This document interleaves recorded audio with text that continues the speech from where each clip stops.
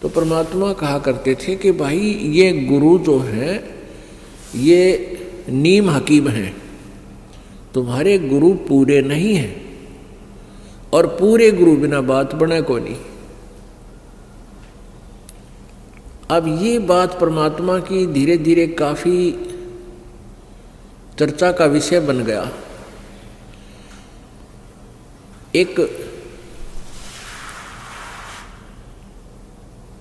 गुजरात के अंदर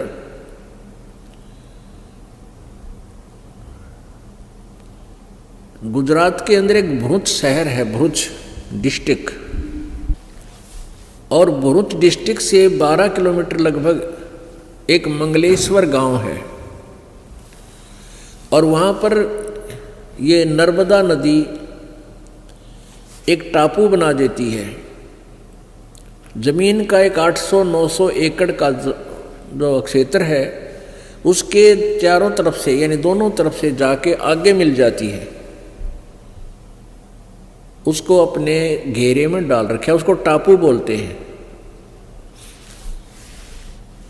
तो उसके अंदर 30-40 घरों का गांव था। पहले छोटे छोटे झोपड़ियां हुआ करती थी और जल का आसरा लेकर ही वो वहाँ रहा करते थे। तो उसके अंदर उस टापू में अर्थात 800-900 एकड़ जो जगह थी वहाँ पर 30-40 घरों का एक गांव था, और उसमें जीवा दत्ता नाम के 2 ब्राह्मण भाई रहा करते थे, और भी ब्राह्मण परिवार थे उसमें। अब वो जीवा और तत्वा, उसको दत्ता भी बोल देते हैं, तय को दय भी बोल देते हैं। तो हम संत लैंग्वेज में जीवा और दत्ता बोलते हैं। वो बहुत परमात्मा के चाहने वाले थे। परमात्मा की चाह के अंदर वो इतने मगन थे कि जगह जगह जाते थे, संतों के सत्संग सुना करते थे। अब जहां भी वो जाते थे तो ये बताया जाता था कि गुरु बिन मोक्ष नहीं हो सकता, और फिर ये भी कहते थे कि पूरा गुरु हो, क्योंकि परमेश्वर कबीर जी से भयभीत होकर के वो सभी संत मंडलेश्वर ब्राह्मण ऋषि ये शब्द भी कहने लग गए थे कि अभी गुरु पूरा हो, पूरे बिना बात बने को नहीं। और अपने आप को फिर पूरा सिद्ध करने के लिए बहुत से उदाहरण दिया करते थे। तो जीवा दत्ता जी दोनों भाई परमात्मा की प्राप्ति के लिए मोक्ष कराने के उद्देश्य से संतों के पास जाते, उनके विचार सुनते और सभी ये शब्द बोलते, यही वचन कहते कि गुरु बिन मोक्ष नहीं और गुरु पूरा हो। तब उन दोनों भाइयों ने सोचा भी जहाँ भी जाते हैं, जिस भी ऋषि महर्षि के, संत के, मंडलेश्वर के, गुरु के, ब्राह्मण के वचन सुनते हैं, हमने तो वो सारे अच्छे लगे हैं। यानी प्रत्येक संत ज्ञान देता है, भगवान की चर्चा करता है, हमें तो सभी अच्छे लगते हैं। लेकिन ये पहचान हम कैसे करें कि इनमें पूरा कौन सा है? सभी अपने आप को पूरा बताते हैं, इनकी वे ऑफ वर्शिप भिन्न भिन्न है, इनके ज्ञान में भी अंतर है। तो ये कैसे निर्णय करें कि गुरु पूरा है? तो उन्होंने सोचा भी देखो, मनुष्य जीवन बार बार मिला को नहीं, क्योंकि ज्ञान जो सत्संग सुनाया जाता है, जो जहाँ भी कोई सुनाता है, तो यही कहते हैं भी मानुष जन्म बार बार प्राप्त नहीं होता। 84 लाख योनियों के अंदर धक्के खाकर दुख उठा करके एक बार मानव शरीर प्राप्त होता है, और मानव शरीर प्राप्त करके परमात्मा की भक्ति नहीं की तो जीवन व्यर्थ हो जाता है। तो पुण्यात्मा जो होती है उनकी ये छोटी सी बात ही बहुत ज़्यादा चुभ जाती है। वो भयभीत हो जाते हैं, हे भगवान क्या होगा यदि अब के मोक्ष नहीं हुआ तो ना जाने कितनी बार कुत्ते गधे सुअर की योनियां प्राप्त करनी पड़ेंगी। इस दृष्टिकोण से इस मानव जीवन को सफल करने के उद्देश्य से जीवा और दत्ता ने अपने आप सोचा कि हे भगवान, हमें पूरा गुरु मिलाओ। हम पूरे गुरु को समझ नहीं पा रहे हैं, कैसे पहचान करें। तो उन्होंने आप पर एक डिसीजन ले लिया, एक वट वृक्ष की यानी बड़ की एक सूखी लकड़ी वह नीचे पड़ी थी टूटी हुई काफी दिनों से, उसको उठा के अपने आंगन में जैसे पौधा लगाया करें, जो बना के गड्ढा खोद के और उसमें लगा दी, वह गाड़ दी वो सूखा खूंड। और फिर उन्होंने के विचार किया कि इस सूखे खूंड में, इस सूखी डारी में, टहनी में हम मंडलेश्वर संतों के चरण धो के और चरणामृत डालेंगे। यदि चरणामृत डालने से यह सूखी टहनी हरी होगी, हम उसको पूरा गुरु मान लेंगे। वैसे पुण्यात्माओं, ये कोई तरीका नहीं था पूरे गुरु की पहचान का, पर वो बोले वाले थे, श्रद्धा गणी थी भगवान में, और पूर्ण परमात्मा और पूरे गुरु के लिए वो तड़फ रहे थे। तो परमात्मा अपनी ऐसी आत्माओं के लिए कोई ना कोई तरीका बनाता है। उन्होंने क्या किया, किसी भी मंडलेश्वर के पास जाते और उनसे उपदेश की प्रार्थना करते, उनके चरण धो के और अपने पात्र में डाल लाते। अब चरणामृत तो कोई भी दे देता है गुरु संत, आके उसमें डालते हैं। कई को अपने घर पर भी बुला देते, कोई आसपास जा रहा होता, वहाँ पहले उनके चरण धोते, आहार कराते और उस लकड़ी में पानी डालते, कुछ नहीं हुआ। ऐसे कई वर्ष बीत गए। अब उन दोनों भाइयों ने प्रार्थना की रोकर एक परमात्मा, हे मालिक, पूरा गुरु कोई है नहीं, क्योंकि हमारी टहनी हरी हुई नहीं इनके चरणामृत से, और पूरे गुरु के बिना ये मानुष जीवन व्यर्थ हो जाएगा। ये परमेश्वर, या तो पूरा गुरु मिले और नहीं तो हम अपने दास के इस शरीरों को, हम दोनों भाइयों के शरीर को, मनुष्य जीवन को खत्म कर दो, इसको खत्म कर दो परमात्मा, और उस समय शेष जन्म देना हमारा ये मनुष्य जीवन का, जिस समय पृथ्वी पर कोई पूर्ण संत आया हुआ हो। वर्तमान में पृथ्वी पर कोई भी पूर्ण संत नहीं है। इतना कह करके घंटों रोए, घंटों रोए। अब पुण्यात्माओं, जब आपको तड़प होगी भगवान के पाने की, फिर आप जी का यही हाल होगा। परमात्मा पाने के लिए राजाओं ने राज त्याग दिया और शरीर का कोई ध्यान नहीं दिया, कठिन से कठिन तप किए। तो उसी सतिथि, ये सतिथि उन्हीं पुण्यात्माओं की होती है जो पुनर्जन्म से भी भक्ति करते हुए आ रहे हैं। कहते हैं, संतों से साधा से ती मस्करी और चोरा नाल खुशहाल, ये तो मल अखाड़ा जीतेंगे युगन युगन के माल। ये जो निकम्मी आत्मा है वो संतों के साथ बदमाशी करते हैं, मजाक करते हैं, उनको तंग करते हैं, और उन चोरा नाल खुशहाल जो नकली संत हैं, बकवाद करते फिर हैं, उन तरह जी रहे, उनके साथ प्रसन्न रहते हैं और कहते हैं मल अखाड़ा जीतेंगे ये युगन युगन के माल। माल मीन रेसलर, पहलवान। पहलवान वही होता है जो पहले एक्सरसाइज करता है, प्रैक्टिस कर रहा होता है। तो आप कई जन्मों से ये रिहर्सल करते आ रहे हो, आप कई जन्मों से भगवान के अखाड़े के माल हो, पहलवान हो। तो ऐसे ही वो जीवा और दत्ता भी वो युगन युगन के माल थे। उन्हीं में ये प्रेरणा होती है परमात्मा के पाने की। जैसे मीराबाई युगन युगन की माल थी, ना समाज देखा केवल भगवान देखा, चाहे कुछ भी हो, मारो चाहे छोड़ो। तो ये माल होते, ये पहलवान थे मालिक के पाड़े के और सफल हुए। ऐसे ही जीवा दत्ता वह युगन युगन के युगा युगा से वो पहलवानी यानी भक्ति करते हुए आ रहे थे, और उस भक्ति ने फिर अंगड़ाई ली पिछली पुण्य ने, और बहुत तड़पते 6 महीने तक लगभग फिर रोते रहे, ए भगवान या तो शरीर छूट जा या कोई संत मिलाओ मालिक। एक दिन क्या हुआ, परमेश्वर कहते हैं 100 छलछीदर मैं करूं अपने जन के काज, गोता मारूं स्वर्ग में जा बैठूं पाताल, कहे कबीर ढूंढता फिरूं अपने हीरे माणिक लाल। वो लाल ने को ढूंढने के लिए मालिक वहाँ पहुँच गए। दोपहर के समय उनकी उस झोपड़ियों में यानी उसकी गली में चले जा रहे हैं। अब जीवा बाहर आया, जीवा ने देखा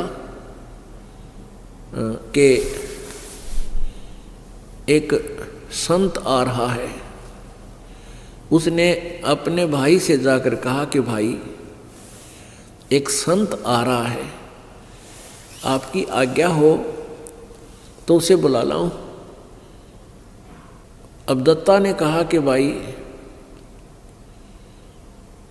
आपने देख लिया, मंडलेश्वरों को भी देख लिया हमने, इनके पास कुछ नहीं है, और क्यों जख्म नया करे और कई दिन रोना पड़ेगा, कुछ ना पावे इनके पास।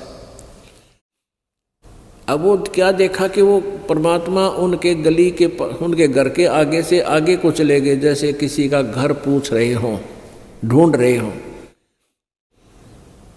तो दत्ता बार बार जीवा के कहने से दत्ता बाहर गया। जीवा बड़ा भाई था दत्ता का। दत्ता ने बार बार कहा, जीवा आपकी आज्ञा हो तो मेरा ऐसा दिल करे है इस संत ने बुला लिया हूं मैं। अब जीवा ने कहा, भाई कोई बात नहीं, अब तेरी इच्छा है तो ले आ, मैं क्यों मना करूं तुझे, देख ले। वो वापस गए तो परमात्मा फिर वापस आ रहे हैं उनके घर की तरफ, वापस जैसे घर गांव से बाहर जाने वाले हों। तो दत्ता ने जाके चरण पकड़ दिए और कहा, परवरदिगार ये दास की झोपड़ी है, एक बार दर्शन दो, पवित्र करो दास की कुटिया को। परमात्मा बोले, चल भाई। आगे अंदर जैसा भी घर पर व्यवस्था थी, कोई बैठना मुड्डा दे दिया, कोई छोटा सा स्टूल। और जीवा ने कहा, दत्ता जा कोई तसला ला उठा के, थाली ला, थाली प्रांत ला, चरण धोएंगे।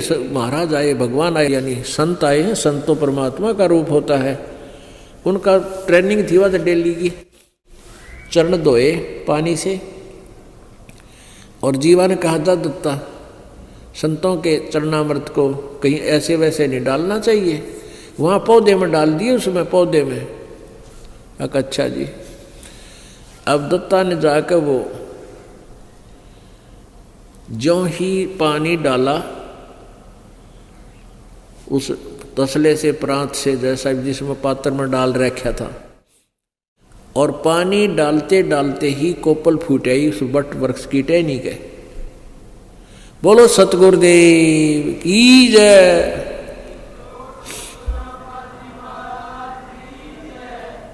अब दत्ता ने आवाज लगाई, जीवा दौड़ के आना, जीवा जल्दी आ। जीवा गया। क्या देख भगवान आ गए, आज जिसकी चाह थी वो मिल गया हमारे को। अब देखे थोड़ी देर में पूरी कोपल फूट गई, वह इतने लंबे लंबे पत्ते हो गए, सूखी टहनी गए। अब दोनों ने एक एक पैर पकड़ लिया, एक एक पैर पकड़ लिया, रोवा बुरी तरह, मुंह की तरफ देखे, भगवान आप कहाँ छुपे थे,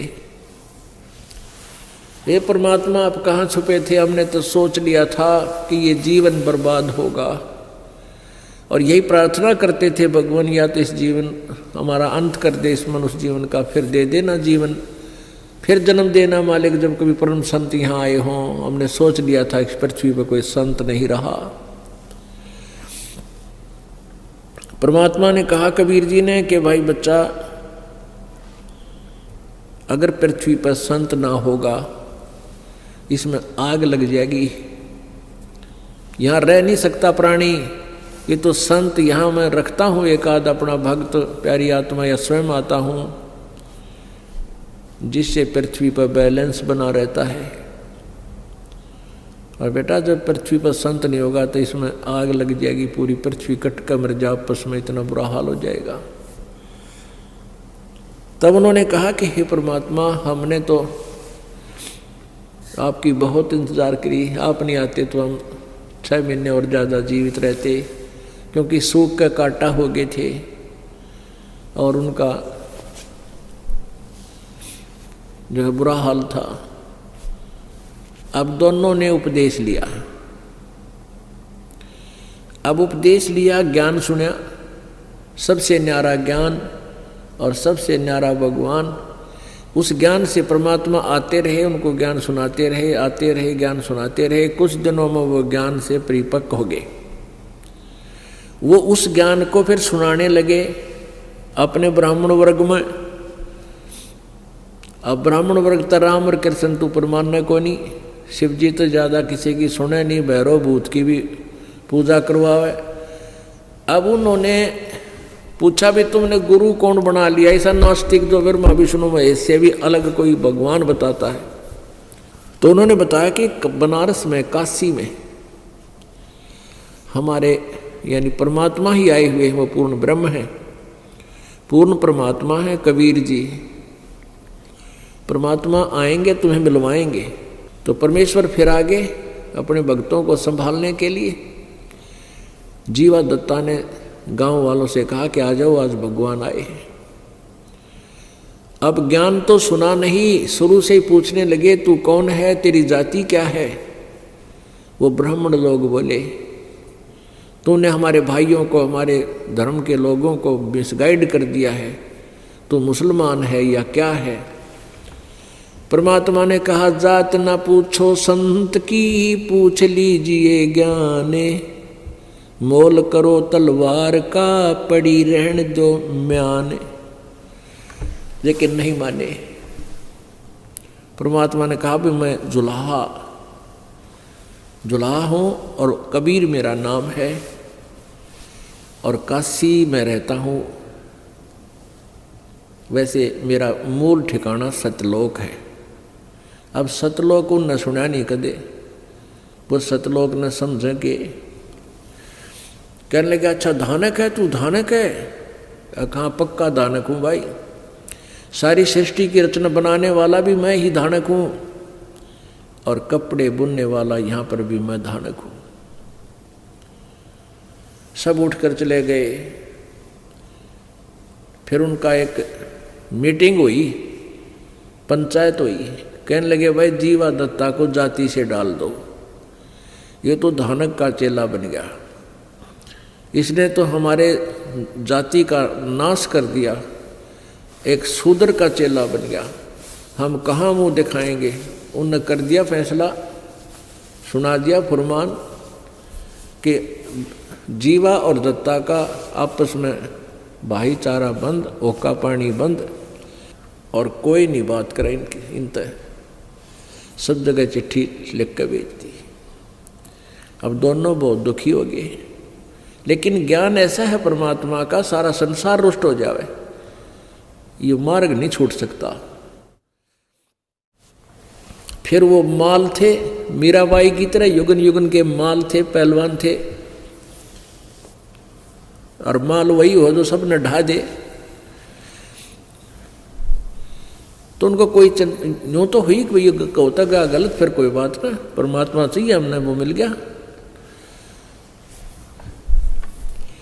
फिर क्या हुआ कि जीवा के लड़का था और दत्ता के लड़की, दोनों विवाह योग्य हुए। अब कोई ब्राह्मण हाथ टेकन दे नहीं, बालका का ब्याह क्यों करें। परमात्मा आए, चिंता व्यक्त की कि प्रभु ऐसे ऐसे समस्या आ गई हमारे सामने। वैसे तो आपके दास समर्पित हैं, आपके बच्चे भी ज्ञान को समझ चुके हैं, ऐसी तो कोई बात ही नहीं है। हमारे बिना ब्याह रह जाएंगे तो भी कोई दिक्कत नहीं हमने। आपके ज्ञान से हमें प्राप्त ज्ञान हो गया, पता लग गया कि 1 लाख पूत 1.25 लाख नाती, उस रावण का दीवान बाती। इस वंश चला के देख ले, 1 लाख बेटे थे रावण का, को दीवा लावणिया भी कोई ना, वंश शेष रहा नहीं, या तो सब ने जाना है। लेकिन इन लोगों ने हमारे साथ बुरा कर दिया, इन ब्राह्मणों ने हमारी हुक्का पानी बंद, भाईचारे से हम अलग कर दिए। हमारे बच्चों के रिश्ते भी ये नहीं लेते, ना करते। परमात्मा बोले तुम एक काम करो, जगह जगह जाकर कह दो भाई या तो हमारे बच्चों का ब्याह होने दो, और नहीं होने देते हो तो हम इन दोनों बच्चों की शादी कराएंगे आपस में। जीवा का लड़का, दत्ता की लड़की, इन दोनों का ब्याह आपस में करेंगे हम, और क्या करें। अब उन्होंने ऐसा ही एक प्रोपगंडा फैला दिया। अब ब्राह्मणा की फिर पंचायत हुई, भाई जमानास हो गया, बाण भाई का ब्याह होगा, कि तुम मुँह दिखावांगे। उनकी पंचायत होगी। कहने लगे, अब के विचार किया कि भाई लड़का लड़की का के दोष है, गलती तो उन दोनों ने कम्या की है, तो हम ये तो अलाउड कर दो भाई लड़की का और लड़कियां की ब्याह अन्य स्थान पर हो सकता है। तो उन्होंने कहा कि ऐसे नहीं भाई, फिर तो कोई ब्याह ना करे उनका, तुम नो करो, लड़के और लड़की ने गोद ले लो और फिर हम ब्याह करेंगे। तो वो आए सारे इकट्ठे हो गए कि खबरदार जो तुमने आपस में ऐसा दीन भ्रष्ट किया तो, और ये लड़के लड़की तो हमारे हैं, ये लड़का लड़की हमें दो, हम इनको गोद लेते हैं, हम शादी करेंगे इनकी कितना करें ढंग से, तुमने इससे कोई लेना देना नहीं। वो बोले ठीक से ले जाओ, थारे लड़का लड़की ने वह समस्या भी हल कर दी, ब्याह ली भी परमात्मा ने।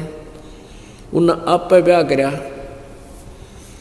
दोनों बच्चों का वह सर दर्द भी हटा दिया, ब्याह का खर्चा भी ना होया। तो फिर थोड़े दिन वो सीधे हो गए, ज्ञान समझ मान ला गया धीरे धीरे, क्योंकि वो बच्चे जहाँ गए उन्होंने भी ज्ञान समझाया। फिर वो सारा काम सेट हो गया, बच्चे भी उनको दे दिए और परमात्मा की भक्ति भी उस नगरी में तकरीबन करने लगे। अब जो वो सूखे टहनी बट के वृक्ष में जरनामृत डाला था टहनी में, वो एक पेड़ बन गया पूरा, और वो पेड़ आज भी विद्यमान है। 600 वर्ष हो गए उसने, वो पेड़ आज भी विद्यमान है। और वहाँ पर कबीर पंथ के ये परंपरागत महंतों का वहाँ एक आश्रम बना हुआ है, जो इन यादगारों को संभाले हुए हैं। उसको हम देख कर आए थे, स्वयं आँखों देख कर आए हैं, एक बार गए थे हम देखने के लिए। उसमें मंगलेश्वर गांव से एक नौका में बैठकर जाना पड़ता है, सामने एक बीच में दरिया है, उसको पार करके सामने वो स्थान है टापू सा। तो वो बता रहे थे कि पहले ये वट वृक्ष इस पूरे क्षेत्र में फैला हुआ था। यानी बड़ की एक ऐसी व्यवस्था होती है, एक बड़ ने आगे बढ़ने की जगह मिल जाओ, वो ऊपर से इसकी दाढ़ी सी आती है नीचे जड़ें, और जमीन में घुस जाती हैं, और कुछ ही देर में वो पूरा पिलर सा बन जाता, सपोर्ट देती है और आहार खुराक देती है। फिर आगे टहनी चली जाती है, यानी बहुत दूर तक जा सकता है।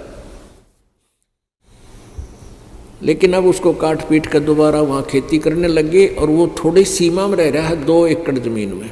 मतलब वो लगभग टोटल तो 4 एकड़ में गया है, यानी 2 एकड़ ऐसे बढ़ रहा है, सेंटर से 2 एकड़ 2 एकड़, तो ऐसे 4-5 एकड़ में अब भी वो विद्यमान है, शेष बचा हुआ। बड़ी बड़ी दाढ़ी उसके नीचे गड़ी हुई, बड़े बड़े पेड़ हो गए ऐसे ऐसे। तो वहाँ वो महंत हैं, उनसे भी पूछा, वहाँ के गांव नगर वालों से भी पूछा,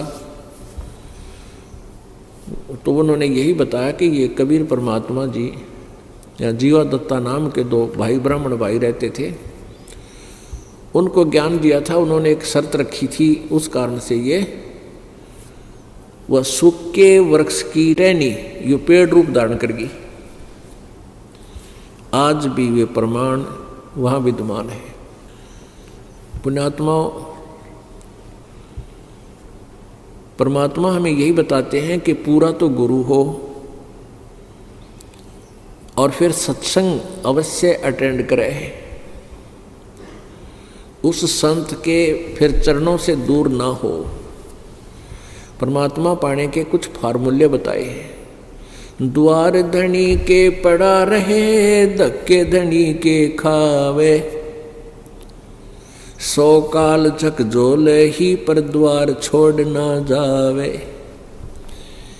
ये दूसरा फार्मूला। एक तो है कि पूरे गुरु हों, फिर गुरु जी की शरण में आने के बाद छोटे मोटी आपत्ति यदि आ भी जावे, परमात्मा के द्वार से दूर नहीं हुए। द्वार धनी के पड़ा रहे और धक्के धनी के खावे, 100 काल झकझोल ही द्वार छोड़ दी जावे।